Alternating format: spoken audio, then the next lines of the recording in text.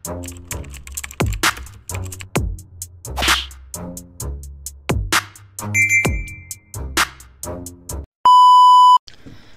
what's up mga kumag, I'm back ang inyong online judge. Walang iba kundi judge yan. Okay guys, balik tayo sa Gubat 14 at isa tong re-review natin na hindi pa natin papanood.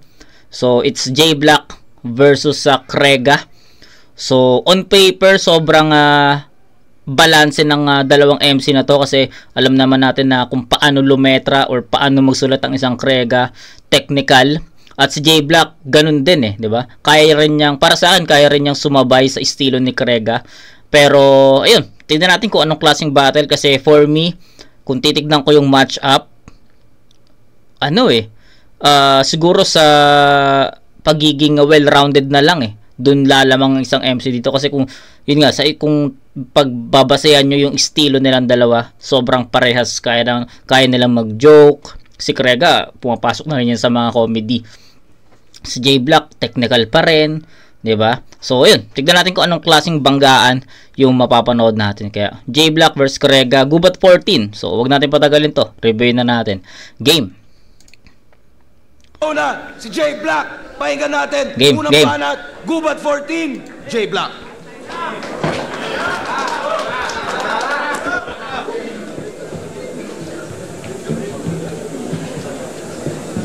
Verbal! Alam mo bang mas magiging kawawa ka sa battle na to pag ni-line mark kita? Sa sobrang dami mong kapalpakan, sobrang dami kong magagawang punchlines na nakakatawa.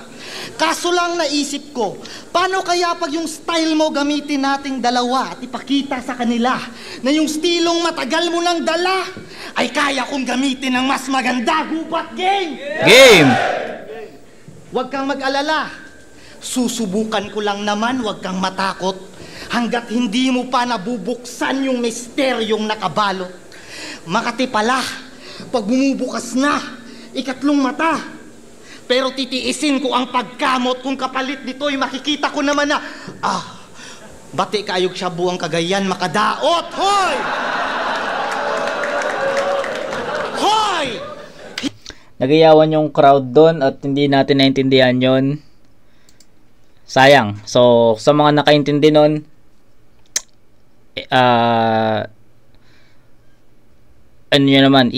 sabihin nyo naman sa comment section, no? So di ko naintindihan pero nagiyawan yung crowd, so I think malakas, no? Hindi ka magiging kasing galing ni Sak Maestro kahit araw-arawin mo pa yan. Si Six Threat na ang susunod sa pwesto, di mo na siya mapapalitan. Ibang mga dimensyon na to ng rap battle, iho, di na ikaw ang sukatan. Ibang mga halimaw na mga nandito, tsak hindi mababanggit pangalan nito pag nagkabilangan. O baka sabihin mong nasa top 15 ka ni Looney. 4 years na yung video, tagal na nun. At yun nga ang punto ko, papi. Napaglipasan ka na ng panahon.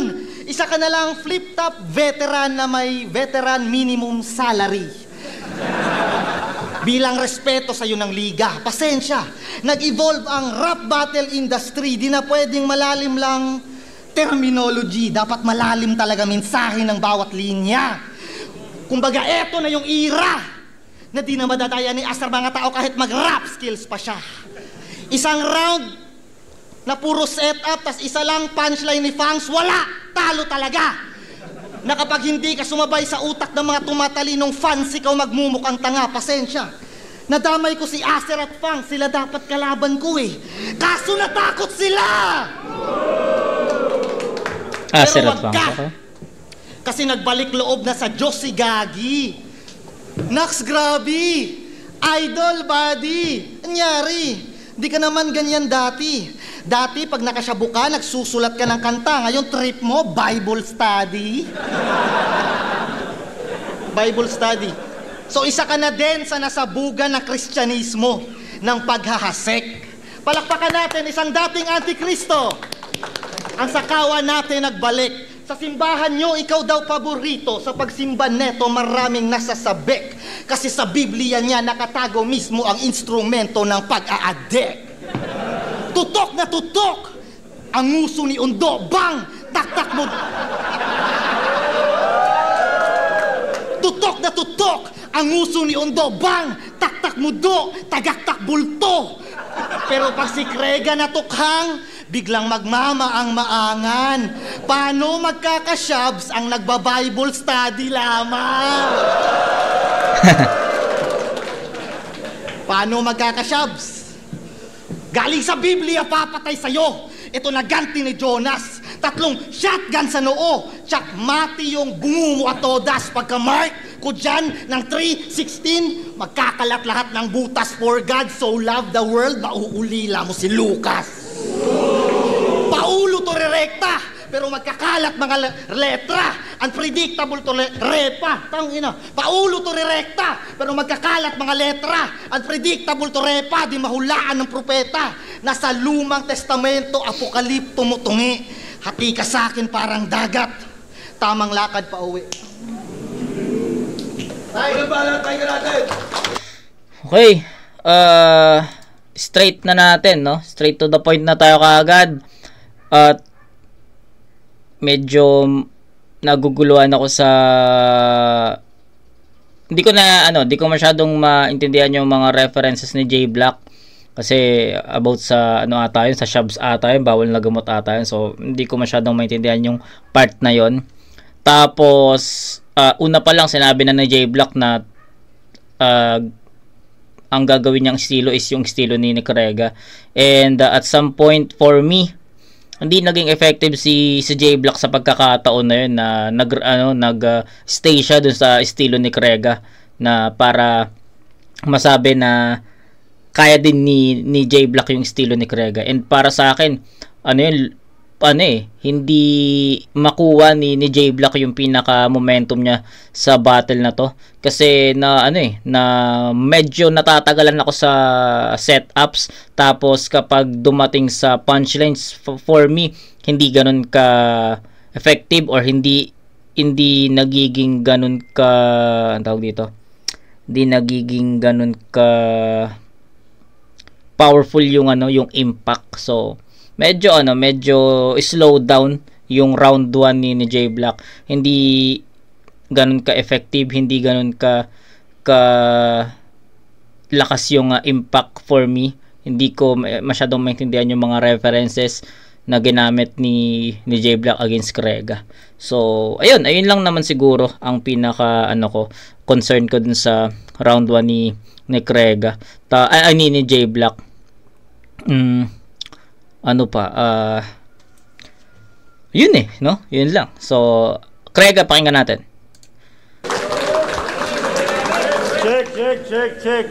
Check. Karon nga tuig, kaduha ko nakigubat ninyo. Yeah. Kaya atas kontra.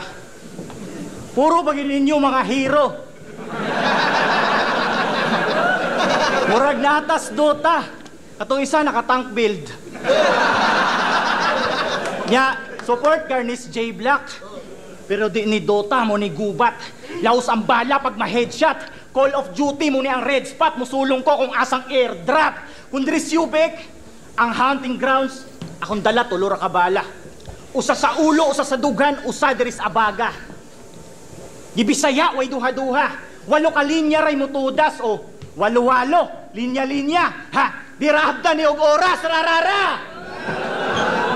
Pero sa kapakanan ng mga hurado, magtatagalig muna tayo.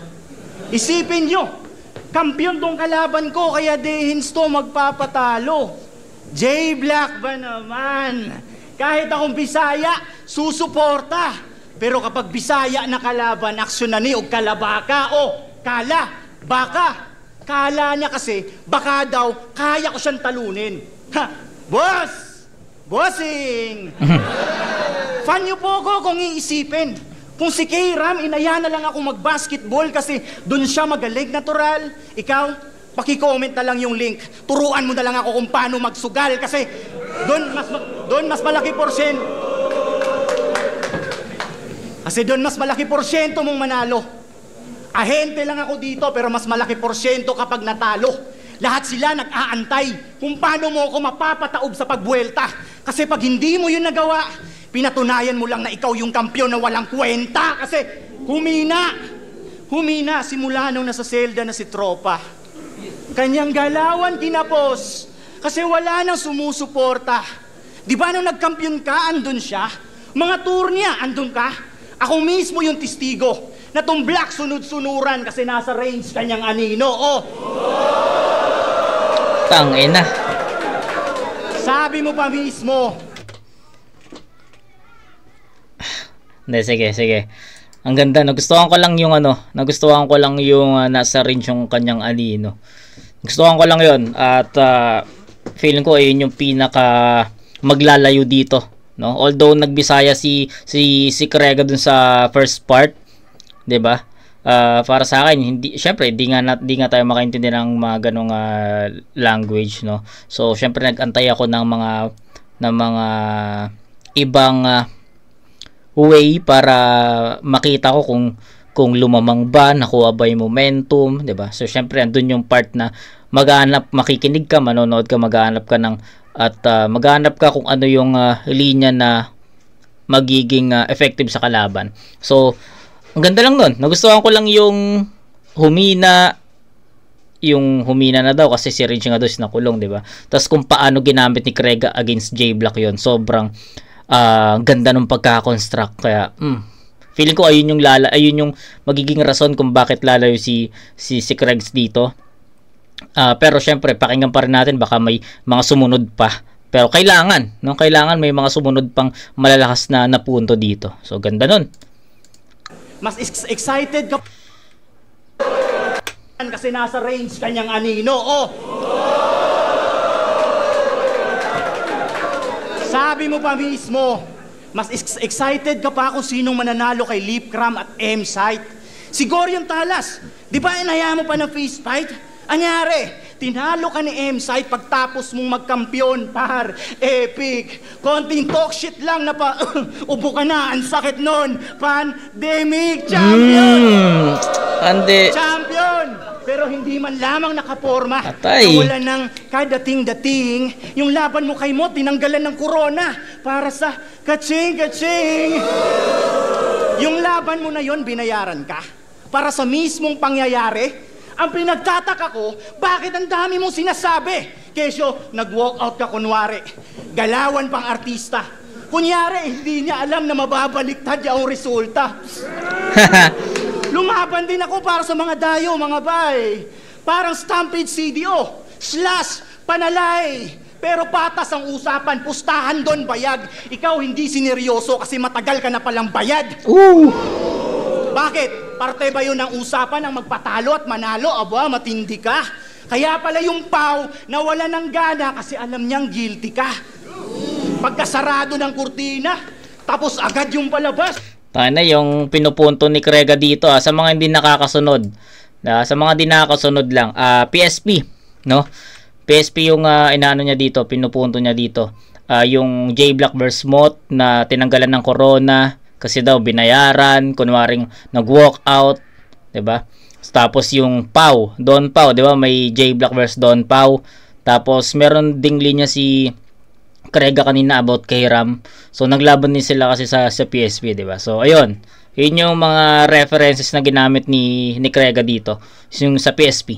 Aba, matindi ka. Kaya pala yung Pau nawala ng gana kasi alam niyang guilty ka. Pagkasarado ng kurtina, tapos agad yung palabas. Kaya anong JB? Baka MJ kasi yung lakad mo paatras. Kaso hindi natansya yung dadaanan sa pabaliktad niya na hakbang. Saktong gubat, punot, dulo. Tanaw mo na pangpang. Si Mr. Lefty yung nahubog, akala mo pain sa bilog. At saktong dito ka nahulog sa hinanda kong patibong kasi lahat ng mga kakalaban mo, hindi na sa'yo interesado. Kung kaya ka naman palang bayaran para lamang magpatalo. Ay! Pinahiya mo kaming mga Bisaya sa pagpaunlak ng palakpak. Sabihin na nating medyo markado yung pangalan pero hindi para tumatak. Siya si J-Block. Pagkarinig pala ng pangalan, may namumuong isang kulay. At hindi mo yun kayang ipaliwanag dahil hindi mo naman nagawa yung isa buhay. Rekta yun lahat sa'yo. Hindi ko na ginawa pang komplikado. At oo, mapapahiya mo ako sa mga tao, pero hindi ang aking pagkatao. Gagi, ibang klase yung ano ngayon. Ibang klase yung Krega ngayon, no? Sa yung laban niya kay Mr. Lefty. Alam ko Bisaya yun eh, no? Sa pagkakalam ko Bisaya yun. Pero ang lakas men, ang lakas nun habang binabasa ko yung tawag dito. I-check nga natin, guys. Wait lang baka kasi mali yung mga sinasabi ko, baka mapaya pa tayo dito. So check lang natin kung Bisaya nga yung battle nila. So sa pagkakatanda ko is Bisaya yun. Ito. O yun nga, Bisaya battle nga. So habang binabasa ko yung subtitle sa mga verses ni Kregs, ramdam mo yung diin, ramdam mo yung sakit nun, ramdam mo yung mga punto. Kaya itong battle na kay J Black Tagalog, mas ramdam ko na ang lakas ng mga pinupunto niya. So I think handa na ulit si Krega mag-isa buhay. So looking forward ako kay Kregs na madala niya yung battle niya kay Mr. Lefty, yung battle niya dito kay Krega, ay laban niya dito kay J Black.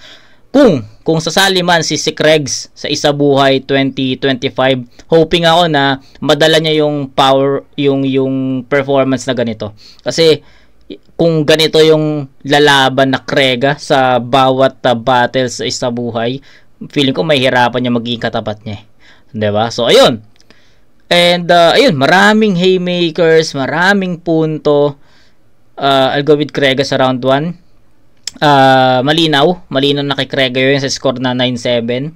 7 lang yung ibibigay ko kay J Black dito kasi unang-una sa lahat, hindi niya nagampanan yung estilo na ni Krega na inimplement niya sa sarili niya. Kumbaga pumasok siya sa mundo ni Krega na ganun yung hawak na estilo, and para sa akin hindi naging ganun ka-effective yun.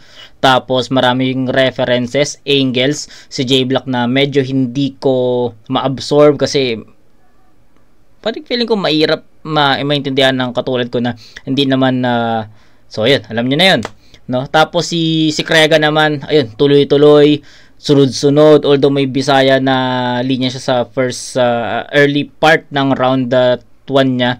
Para sa akin, sabi ko nga sa inyo, naghanap pa rin ako ng way para makita kung saan lumamang ang isang MC, and nakita ko yon sa pamamagitan ng mga punto, sa mga haymakers na binitawan ni Krega dito sa pag-breakdown niya dun sa J Black versus Moth, J Black versus Don Pau, di ba? So nagustuhan ko yon. Okay, so kay Krega yon 9-7, medyo malayo yung naging agwat nun para sa akin.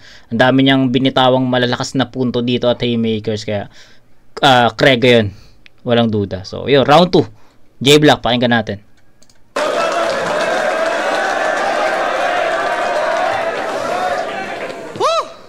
Kita nyo? Lupit ni Krega, di ba? Ramdam nyo yung bigat. Ayaw niya ng komedya. Corny din ang mag-rebat. Dapat random Tagalog words lang na di gaanong nagagamit after the teka Krega. Ikaw ba ang Junela ng battle rap? Akala ko ba ang sining sa museo di naluluma? Pero bakit mga antiques mo sa panahong moderno di nakukuha? Kasi classic nga si Krega, pero putya wala ring kwenta. Para kang telepono sa panahong to, hindi ka na mabenta. Sapagkat ang di pang karaniwan, madali na lang hangaan. Kaya anong teknikalan? Baka teknik nga yan. Madali lang magawa yan. Wala lang gusto na magnakaw. Yung salita mo lang malalim. Yung mensahe mo mababaw. Kung mananatili ka lang repa, wala ka ditong maiiwan. Kung saan ka nanindigan, doon ka din mismo mamamaalam. Di lang to revolusyon, evolusyon ng pamantayan, at ang marunong makipagsabayan ang tatatak sa kasaysayan. Pero pag matanda na yung aso, wala ka na ding matuturo.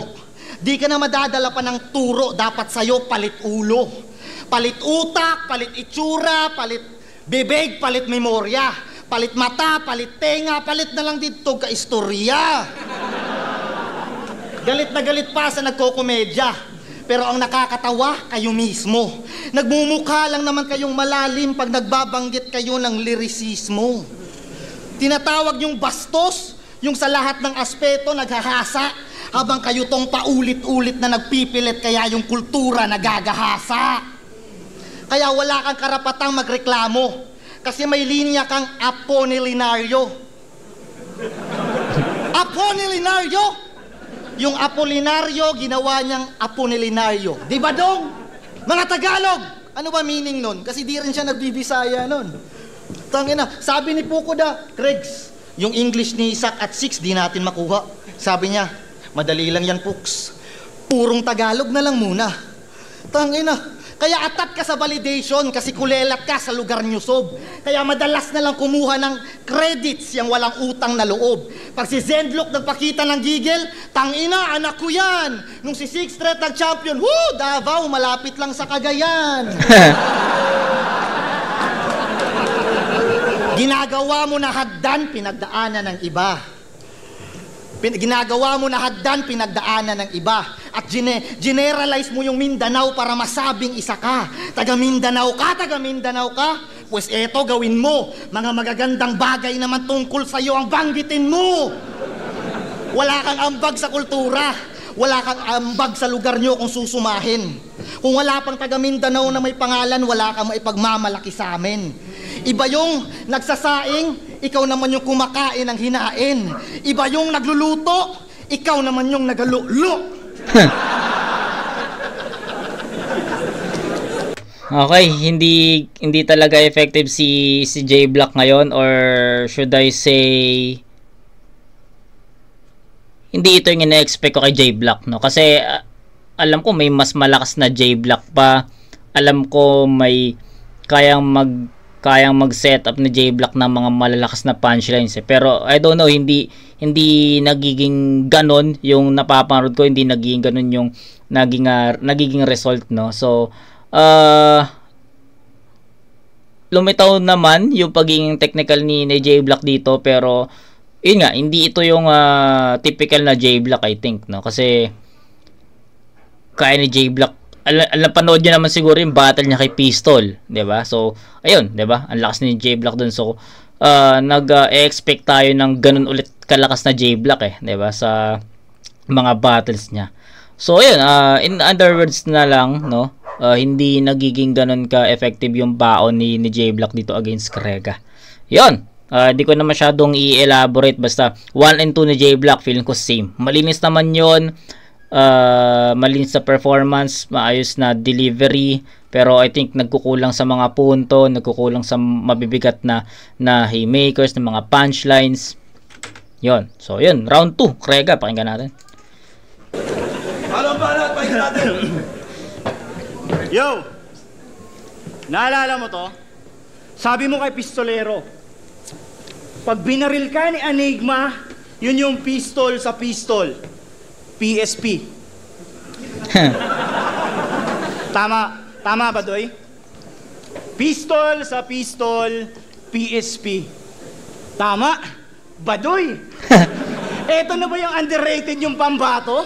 Si Mr. Unpredictable. Bilib na bilib sa sarili ah. Yan yung unbelievable. Grabe. Kung makahype na mga bara, kinutsara talaga. Pilit pinapalunok sa masa, kayo naman nakanganga. Pero iba pa rin yung mga barang mainit sa pakiramdam. Tipong mapapa, woo! Sabay tapik, ramdam mo yung anghang. Partida, sa sariling hometown mo pa, pinakitaan ng killing spree. Parang kinulata sa bahay niya. Tapos tatay niya pa mismo referee. Oh, nagsimula ng uminit buong venue. Pwedeng maglabas na ng abaniko. Aba, Nico, manghihiram to ng mukhang gago na parang si Angkorito. Kasi, pinalaki nyo kasi yung ulo. Tumigas, parang bato na nakalutang. Naghahanap tuloy ng kaumpugan para resulta niya ay Big Bang. Galing sa wala yung eksistensya, pero pilit pinaliwalaan ng karamihan. Wala ka nang sinabi, gusto mo pang ipagsigawan na champion siya sa lahat ng liga. Ganon ba yun, Suka Blies? Paano hindi magcha-champion eh? Sali to na sali ng tournament. Hindi lahat ng tao may oras para sa ganito. At hindi lahat ng malalakas may pinanghahawakan na titulo. Bakit? Pagubat sa gubat ba? Pag Bisaya, naka-combo na. Parang naka-full auto. Yung probinsyano, kasama, tondogang. Pues, tuong lugar, mangangamoy pulbura. Ipampupugot pa ng ulo, eto may bolo pa. Loko ka. Kala mo ba? Kasukat mo ako ng pangil sa pagkain. Minsan kasi nilulunok ko na lang. Yung karne kapag hinain. Utak mo, tuslubuga. Dinadayo para lang tikman. Kahit wala naman talagang sustansya, pero pwede na rin pang lamang dyan, oh. Pwede na rin pang laman dyan kaya kung ikaw yung dark horse dito, ako yung mga ngaso.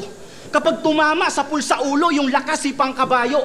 Parang pulang kabayo ba na sa gubat ng lalasing? Eka nga iba yung nagpapakahayop kaysa hayop sa galing. Kaya bakit kita sasabayan sa pagtakbo kung kaya kitang asintahin? Bakit ako pupwesto sa likod mo kung kaya kitang harap-harapang patumbahin? May lakas naman to at boses, pero yung talim walang diin. Ikaw lang yung hayop na ligaw sa gubat, walang damit na babalik ta rin. Kaya wag kang lumingon sa pinanggalingan, pagkat wala ka pang Tangan, lakas na, no? Ba't kita tatalikuran kung kaya kitang harapin? pwesto sa likod mo kung kaya kitang harap-harapang patumbahin. Yun, tangan, lakas, no? Lakas nun. Ba't ako peso sa likod mo? Kaya bakit kita sasabayan sa pagtakbo kung kaya kitang asintahin? Bakit ako pupwesto sa likod mo kung kaya kitang harap-harapang patumbahin? May lakas naman to at boses, pero yung talim walang diin. Ikaw lang yung hayop na ligaw sa gubat, walang damit na babalik ta rin. Kaya wag kang lumingon sa pinanggalingan, pagkat wala ka pang narating. Tiklop tuhod namang sakit, parang lumuhod ka sa asin. Wala munang payong kaibigan, wag mo sanang mamasamain na tong lubid ay pagitan at yung kapit patalim. Saksak palihim, sabay hatak ko na din. Iiwanang walang buhay, sabay laglag sa bangin. At bago ilaglag sa bangin, sabihin mo kay Ate Charo, kung champion to, shit.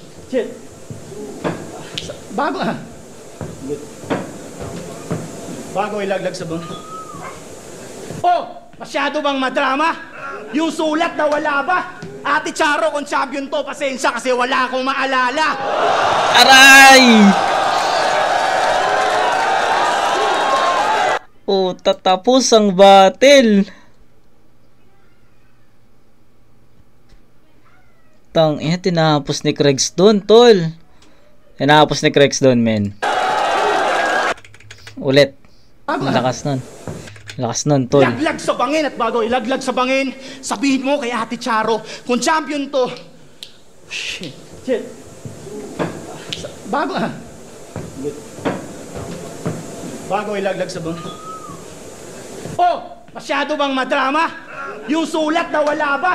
Ate Charo, kung champion to, pasensya kasi wala akong maalala. Ay, king ina patay.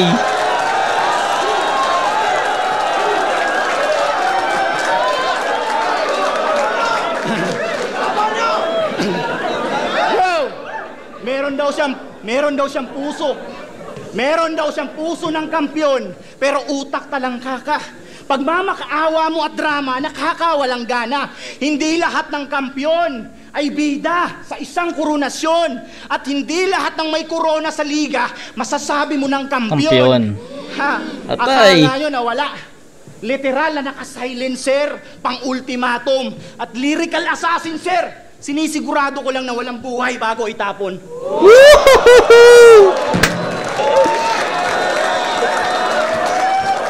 Utang ina, purong lyricismo.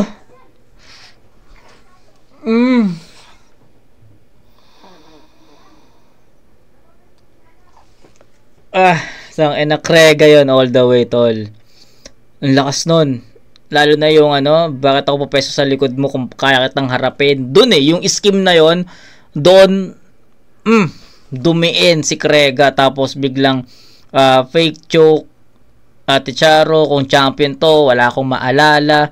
Tong disrespect yun, tol. And then, ang lakas nun. And para sa akin, enough na yung mga nabanggit kong linya ni Krega para makuha niya yung round 2. May mga linya pa si Krega na hindi ko pa nabanggit na para sa akin solid din yun, pero yung mga nabanggit ko ayun yung pinaka tumatak sa akin. And Krega yun, men. Lakas nun. 10-7 yun para sa akin. Naabutan ni Kregs yung performance sa round 1. Hindi lang naabutan, nalagpasan niya pa yon at nakuha niya pa rin yung momentum sa bandang huli at ang ganda pa ng ender niya. So, no doubt, Krega yung battle. Krega yung first 2 round. Diba? First 2 rounds. So, yun. 9-7 sa round 1, 10-7 sa round 2. Tanga na tambak na si J-Block dito pero kailangan bumawi. Kailangan humabol. So, pakinggan natin.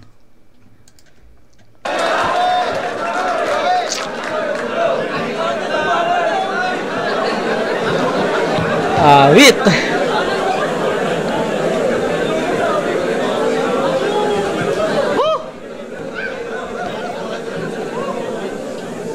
Nasa gitna tayo ng poster, no? Nag-PSP kasi tayo eh. Kaya eto ang gulo. Pero alam ni sir, paano ko manakit sa napili kong anggulo? Tinapat ako sa'yo kasi parusa ko to. Tinapat ka niya sa akin kasi parusa mo to. Gets? Yung tinuturing niyang anak, galing sa tamod ni Sayad. At taga Cagayan yung atabs, kaya inangkin niya kagad. Anak ng iba, ikaw nagdala? O ano, nagets ba? Kinanlong mo lang anak ng iba, tang ina mo, surogatis ka!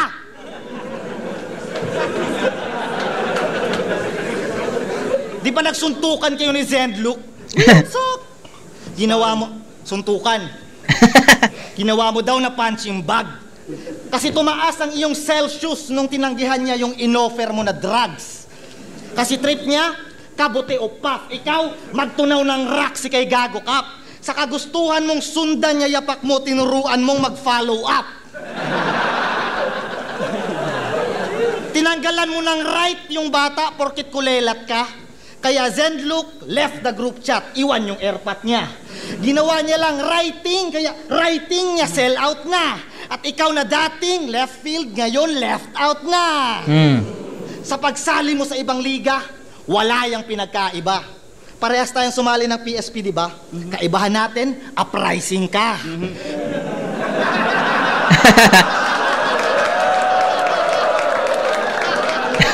Uprising ka. Meron kayong mga prinsipyo na mga kamao nyo lang may dala. Ikaw pa naman palaging may kamao sa berso, pero bukas palad ka din ng usapan, pera na. Okay, gandang punto yon. Di ko alam kung nakakatawa, pero si Pibos di ka kilala. At pilit lang pagkakasali mo doon dahil lang si Sixth Street ni Reto ka, real talk na naman.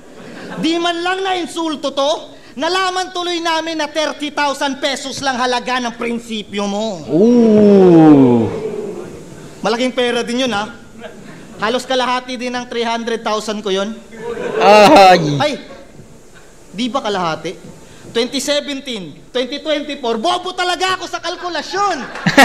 Ikaw, matalino ka, alam mo na ang resulta kung ganun. Dahil di ako bumabattle dito para sa pera. J-Block ng flip-top kaharap mo ngayon. Okay. Mali ka ng napiling karakter. 2017 to 2024 na reference ni J-Block dito is yung laban niya kay Mot na sinabi niya na 5 taon ka ng kampiyon ba or 5 taon ka nang nagpahinga. Basta 27 to 2024 which is hindi naman 5 years yun, di ba? So, ayun yun. Nakalimutan ko na kung ano yung eksaktong linya pero ayun yung pinupunto ni J-Block doon. Bobo talaga ako. Di ba kalahati? 2017, 2024, bobo talaga ako sa kalkulasyon. Ikaw, matalino ka, alam mo na ang resulta kung ganun. Dahil di ako bumabattle dito para sa pera. J-Block ng flip-top kaharap mo ngayon. Mali ka ng napiling karakter. J-Block ng PSP na lang sana, brother. Sa GC nyo, alam mo kung gaano kadismayado si Sir. Inisip mo sana resulta after. Sinugal mo lahat ng pinaglalaban nyo. Sinugal mo lahat ng pinaglalaban nyo. Sa'yo yung pera mas nagmatter. Napaka-hipokrito mo naman kung titirahin mo ako sa aking pag-i-scatter.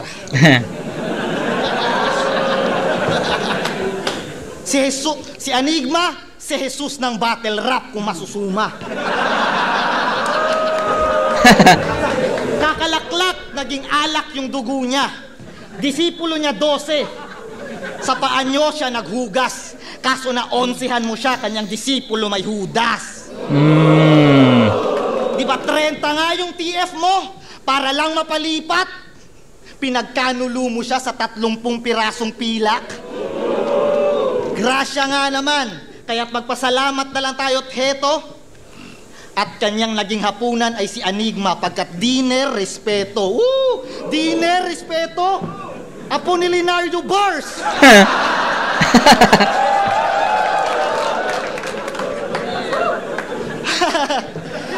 At nagpapatawa na din para bumenta sa mga tao. Kinain din sinuka niya. Gutom na gutom yung aso. Para kang ulul na gago sa ginagawa mo.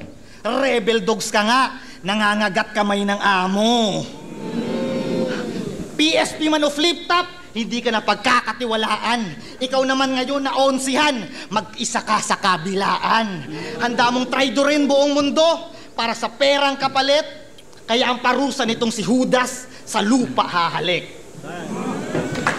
Okay, strongest round ni J Block tong round 3. Nagustuhan ko yung mga nagustuhan ko yung ginamit ni J Block na referensya dito. Mga angulo para kay Krega. 'Di ba? Yung pag-battle na lang kay yung comparison nilang dalawa na bumattle sila parehas sa PSP, yung 30k, yung 2017 to 2024, mali yung kalkulasyon, 'di ba? Yung Dine Respeto, Apolinario Bars. So, yun. Strongest round ni J Block at para sa akin sobrang laking boost nito sa performance niya dito sa battle na to kasi 1 and 2 para sa akin the same eh. Then pagdating sa round 3, ito yung pinakamalakas na round niya para sa akin. Mas maraming mga effective angles, effective references, effective na mga punchlines, haymakers, as tumatatak din talaga. So yun, magandang atake yung ginawa ni J Block dito. Sana lang ganito yung naging atake niya sa 1 and 2. 'Di ba? So yun, strongest round ni J Block tong round 3. So let's see kung ano magiging round 3 ni Krega.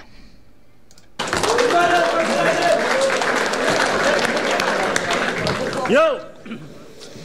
Nung sinabi mong ninakaw ko yung bala sa door kay Martin, ako naman napatunganga.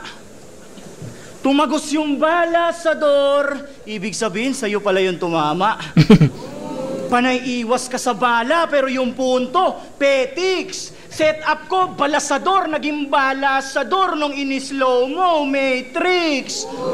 Matrix. Brother. Brother. Diba, sabi mo, frat mo legit, kasi namaga yung puwet mo. Sa puwet ka, pinadol. Di ba dapat, Paul, yun? Napaisip tuloy ako kung paano ka pinalo. Siguro, pa ganun. Kaya na ako sa battle, may piyok ng piyok. Eto naman, pirok ng pirok. Naka-blinker mode ang puta.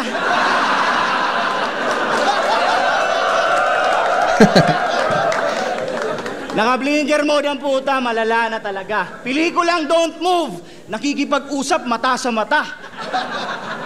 At matanong kita, madalas ka bang magkape o madalas kang mambae? Motherfucking do, lie!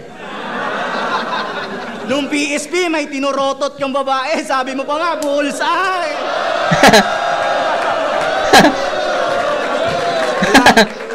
Makinig, ma'am. Pangalan ng babae, Maris. Shoutout sa iyo, Maris. Ikaw ang bata-bata mo pa. Eto naman, nag-alariko blanco, biniswalize, pikas mata. Kaya ganyan yung mata mo, tawag dyan, mannerism. Puro kasi suso na sa wool mo, naka-algorithm. Sabi mo sa PSP, suso ka kapag titingin ka sa baba. Suso, kaka, ang bastos ah. Ay ba tayo? Bakit mo pala pinagsisigawan na sinaswab test ka from Cebu to Manila? Ikaw ba hindi tungaw? Eh paano naman kami? Nagaling pa ng Mindanao. Ang punto ko, wag kang sumbat ng sumbat sa iyong mga naambag. Si Sinyo nga hindi bumatel pero sa TF nagdagdag. Tapos feeling mo most wanted ka? Ikaw yung nasa hit list? Eh pare-parehas lang tayo ah. Parehas lang tayong pumila sa East-West. Pero hindi, kung ako tatanungin kung pera ba o kultura, depende. Depende sa problema. Gago. Kupal. Depende sa problema, pero hindi na para ipagsigawan. Lahat kailangan pagdaanan. Di madama na pagsaruro kundi umapak sa hagdanan. Hindi usapin dito kung sinong mas lamang. Baguhan o datihan, parehas may paglalagyan. Pantay ang mga paa pag umapak sa entablado. Handang mangwasak ng panga pag malapitan, delikado. Kasi itong J-Black nakaamoy. Umaasa na buitre. Nakaramdam siya ng apoy nung magpasiklab si Mr. Lefty. Yung kaliwete, natuto ng kaliwaan, leksyon pinalagan. Ambidextrous, kaliwat kanan, pinagsabay yung laban sa isang buwan. Ganon magpasa ng sulo, nagbibigay siklab. Ako yung tunay na guro, may titik at liyab. Sunog kilay sa pagsulat, kaya ako naparito. At kayang tumupok buong gubat na parang isang palito. Hindi pa sana to hinain, alanganin, hilaw luto. At nung pinasok sa kawali, lumilitaw, puro buto. Kaya paano mo ako mapapasok kung ningas kugon ang pakulo? Pangalan ko nagpapausok pag biniyak ang yung bungo. Hindi naman sa nagmamalalim, pero ako yung mas lutang. Kung lirikal na pabigatan, ako'y kampante sa timbang. Kaya ano na, Mr. Pandemic Champion. Ha? Pandemic Champion. Papel mo ay punit. Sa pagtanggap mo nitong hamon, balik benta ticket ka ulit. Sabi ni Ipok.